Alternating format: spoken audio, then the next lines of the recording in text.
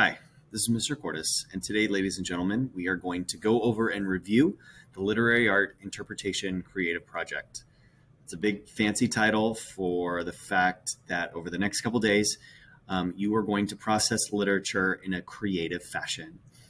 You guys have done a phenomenal job with writing, with finding textual evidence, with coming up with commentary, and now we are going to do something that's a little bit more fun, a little bit more creative, while still discussing and analyzing literature.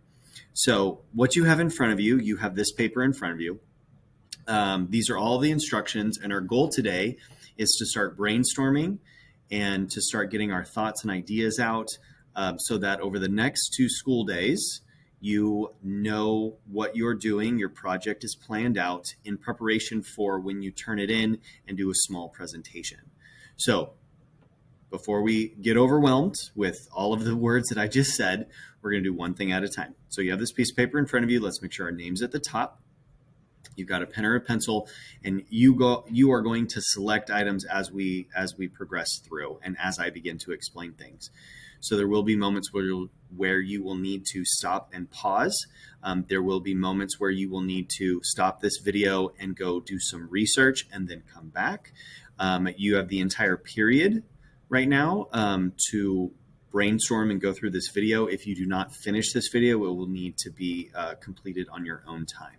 So let's take a look at the instructions that are listed above.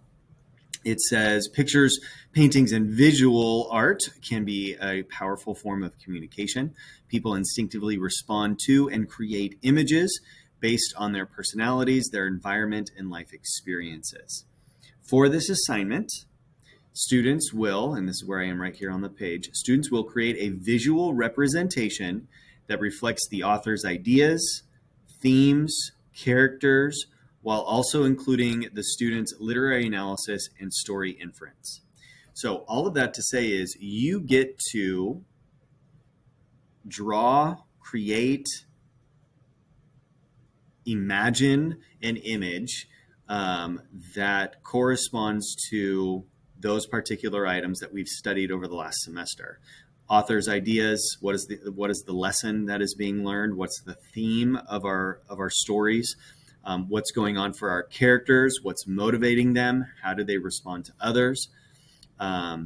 You get to creatively kind of put that together. You guys saw my version of Doodle up on the board. That was just simply a picture of Doodle. That didn't encompass themes, didn't encompass author ideas. That was just a general, like, here's what this looks like, okay? So for us, what we're going to do is pull all of these things together. So couple of items. As we do our research, one of the things to remember is that plagiarism, of the items, copying it from the internet will result in zeros. So if you find a great picture and you want to use it as inspiration, that's fine. But to simply trace it, copy it, and to claim it as your own will earn 0. So please make sure we don't do that. Several people have found great pictures of the Scarlet Ibis story, and they just copied it over, and as a result, they earn 0. So I want you to do your authentic work. You'll notice here it says time and energy will be considered for grading, not artistic ability. So I understand that you may draw stick figures. I know you may not be the best artist, but there are lots of different ways in which you can creatively put this together. So don't think that you have to be the next great painter or great sculptor or great, artist in any way, shape, or form. I'm not. You guys have seen my pictures. You know what Doodle looks like. Again, I'm grading on time and energy. So if it looks like you did this the morning of, real quick, and it's all rushed, then that indicates your what's the word I want? Your work ethic. Right? That kind of determines how much energy you put into this. And we're going to spend 2 days in class on this, so there'll be plenty of time. Let's go ahead and get started. You're done listening to me already. Let's go ahead and get started. The very first thing I'd like you to do is to select one of the stories that we have done thus far. Okay. You will notice, let me move this up here real quick. And let me move myself out of the way. If you would for me, please, this is where we're going to start on this section right here. Can you please identify a story that you feel comfortable drawing and interpreting? Okay. Maybe, and this can change. So if you get started on The Most Dangerous Game, because that's the last story that we read, but then you realize like, no, this is not necessarily clicking for me, and I want to go to The Necklace because I want to draw Mademoiselle's character traits and what that looks like, you can do that. So pick a story. You're going to select some themes that you see, and then you're going to select a character. So you're going to pull all this information. So let's say that you picked Of Mice and Men. And you're going to go ahead and circle this or highlight it, whatever marker you have in front of you. Let's say that you want to go for the theme of dreams.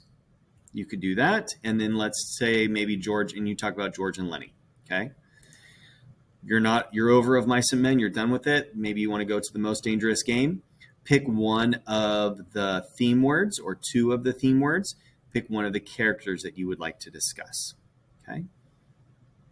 Can you please take a moment and go ahead and highlight or circle the story that you're going to do? Circle the theme or theme words, and then the characters that you would like to focus on. Okay, so this may take 1 or 2 minutes of your thought to kind of think back to those stories. Take a moment and go ahead and identify which story, theme, and character you'd like to discuss. If you need to pause, you can pause. If not, let's go ahead and move forward.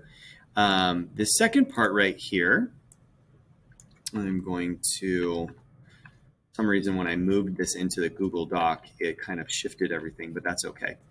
What we're looking at right now is the type of project. So it's not just simply drawing a picture. It is, there are lots of different opportunities for you to do. So here are the types, and I gave you a small description. Okay, maybe you want to do a book cover. Lots of books have images on the front. They're designed with the title, and the author is very distinct. Maybe you want to do that. Sometimes they put up a picture of a scene in the story. Sometimes it's more of an item that's represented. If you were going to do this, the necklace, maybe you have a picture of a necklace, right? The Scarlet Ibis, maybe you draw that bird, right? It says here that all cover art expresses the story's ideas without giving away any plot details. This is similar to like a movie poster. Okay, so it draws you in. The second one is a collage. You can do lots of different pictures and images into one cohesive picture. So for this one, you might put, if you were going to do, let's say the Scarlet Ibis, you could draw a picture of Doodle and then surround it with all the various different types of birds that were represented. Maybe it's The Most Dangerous Game, and you've got a picture of a map, and then you've got you know, a lion's head and a tiger's head, and you've got a gentleman running through the forest. Who knows, right? You know, lots of different pictures or elements from this story. You could do a character sketch where you purposefully draw one of the characters in your story. It says here the character is the primary figure in this picture. The image embodies the character's attributes, motives, while expressing the story's conflict for him or her. So perhaps you picked loneliness for Of Mice and Men, and you're going to talk about maybe Crooks or Curly's wife for Candy. Maybe you draw them sitting by themselves off to the side, and there's other people you know, across the way. Maybe you embodied what would it look like for you to draw Curly's wife, just like her head down in her hands crying because she is so lonely and unable to talk to anyone. You could also do a word art picture. So using words and sentences to craft together an image. One time I actually had a student who started to write out the Scarlet Ibis story, and he did it in the shape of a bird. And so you got the entire first paragraph that we annotated in our stories. He actually wrote it out into a bird, and he used it with the feather. It was very detailed. But you could do word art. Word art is a fantastic thing. Maybe you want to create a map or a map of the Ship Trap Island. And that is all done out of words or letters. Okay. This other one, interpretive or abstract, this would be things that were not necessarily taken literal. So you would not necessarily, here's an example, it says your image represents an idea of the story or character without actually being that particular literal item. So I think the example here, it says, for example, the necklace is not what Mademoiselle really wanted. It was the fame and admiration. How would you draw this to symbolize the necklace story? So maybe it's the idea of you draw Mademoiselle, but in her eyes, you see the fame, you see the glory, you see the pomp and the admiration that she wanted, right? Maybe it is different items of red, okay? Maybe it's different, the different red colors. And so when you step back from the page, it looks completely red, but it's actually just red items from our story. You have the coffin, you have the wagon, you have Doodle, you have the bleeding tree, you have the scarlet ibis. Maybe that's what it is, okay? So that's your second choice, okay? Now, you can select one of these and try to work something out and kind of figure out what you want to do. So you have already selected a story, you've selected a theme, you've selected a character. Take a moment and select the type of project that you would like to do. And now, this is going to be a little bit different. You are going to select the style as well as the medium. So let me explain this real quick because that may actually change what you've selected up here and what you want to do. Every piece of artwork is in a specific style, okay? If you were to look at something, you would say, oh, that image is from the Renaissance, or that is a graphic novel depiction. That's realism. That is anime, or that's a bubbly cartoon. There's lots of different art and art representations. So for your artistic style, you may want to, actually you will need to take a moment and research some of these items. Okay. Gothic is very dark, disturbing, not disturbing, that's the wrong word, dark,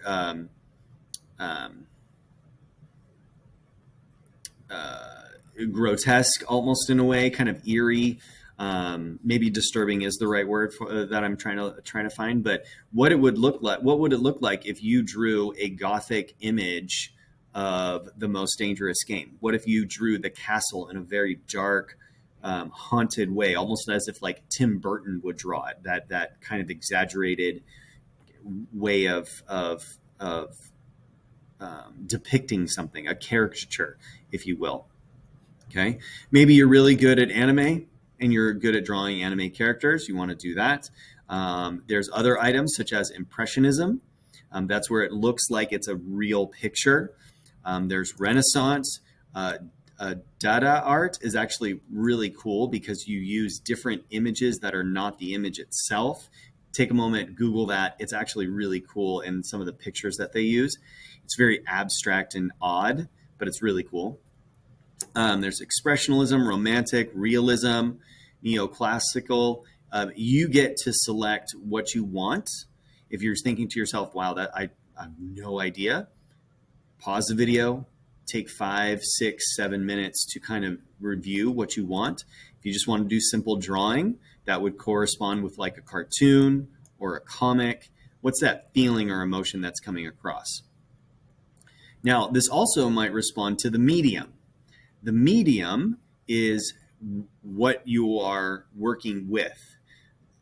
What are you coloring with? What are you drawing with? So are you going to use pencil only and you have a very like grayscale across your picture? Are you going to use black and white? Okay. Are you going to use black and white in one color? What if you had an entire paper that was just completely red and then with a very fine tip Sharpie drew out the bird and then drew out the bleeding tree and then drew out the coffin, right? What would it look like if it was black and white in one color and you drew something for loneliness or segregation or free dreams and friendship of mice and men? What would that look like? You can pick colored pencil if you all want to do the entire thing in colored pencil. Crayons, that works. Markers, chalk, paint, watercolors, whatever type of medium you are thinking of, go for it, okay? By doing this, you kind of make your image a little bit more presentable. If you had markers and crayons and like you're all over the place with the image that you're trying to present. So you don't want to confuse audience members or viewers any more so. Once you figure out your artistic style, that may clue you in on what you want to use over here. So if you were going for like the Dada movement, then you might actually use markers, right? If you want to go for a graphic novel, you may go for colored pencils because that's a little bit more distinct with the color patterns and the shapes and the size and moving everything along. So you get to pick. So if you want to, think for a moment, practice and sketch. Maybe you want to do a character sketch. So you're going to go ahead and draw Mademoiselle. And what would it look like if it was, what would Mademoiselle look like if she is anime and she's sitting over here with that necklace and she's looking into the mirror, right? What would it look like for contemporary art for Doodle? What would it look like for Harlem Renaissance for Crooks from Of Mice and Men, right? That would be a fantastic one to bridge together. What romanticism, what would that look like for the Scarlet Ibis with the death of Doodle, okay? Lots of things that we are able to add in there. Take a moment and pause. Go ahead and go to your, finish up on your step 5 and step 6, okay? Where you, artistic style, medium, and then a little bit of practice. Your next goal, ladies and gentlemen, is to get, put down your inference ideas, okay? Based upon the book that you're working with, the story that you're working with, the theme, the characters that you're working with, what are those inference skills that you can put down? Is it General Zaroff is two-faced? Is that the animal inside of Ransford came out once he was being hunted? Is it the fame and admiration that motivates Mademoiselle? Take a moment and put those things down, just like Doodle's older brother wasn't necessarily just kind and cruel. Doodle's older brother was motivated by his embarrassment. He was ashamed of having his brother. Like, those are the things of inference and analysis that we want to put here, right? The bird symbolizing death in the Scarlet Ibis. That would be inference and analysis. Can you please take a moment?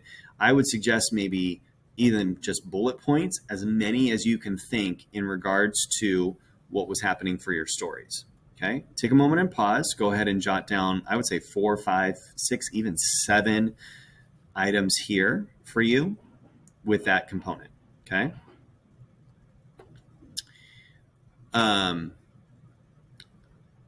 Now that you've put down your inference and analysis, there will be a writing component. So on a separate sheet of paper, you are going to write 7 to 10 sentences explaining your image, the themes, the characters, how you came up with these ideas, what's the inference behind it. You're going to describe all of those. You're going to say, hey, I picked a comic book because I wanted to use colored pencils and I think it portrays my image better. You're going to really, really explain yourself. You want to be thorough, make sure that readers understand. If we were in an art gallery and your art was up on the wall, there would be a little card next to it with a paragraph of explanation that says, I used watercolors of Mice and Men because I wanted to portray the sadness that was experienced for Curly's wife. The water, symbolizes her tears as she is crying because she feels so lonely and left out. Those are the things that you would mark up and identify, okay? Now, on the very last day of this project, you guys will do mini presentations. So you will be in a small group with your classmates, and you will, I just moved myself over that. You will present your image and your writing to them. So it's not in front of the entire class, it's just in a small group. You will have 5 minutes. Okay, mini presentations will last 5 minutes. You will have 5 minutes to explain your drawing. How did you come up with it? Why did you do it? What was the process like? You'll read your 7 to 10 sentences. Super easy. Okay, you'll probably just need to practice 1 or 2 times before, and you'll do great. Okay. Now, this is a lot of work for the next 4 or 5 days.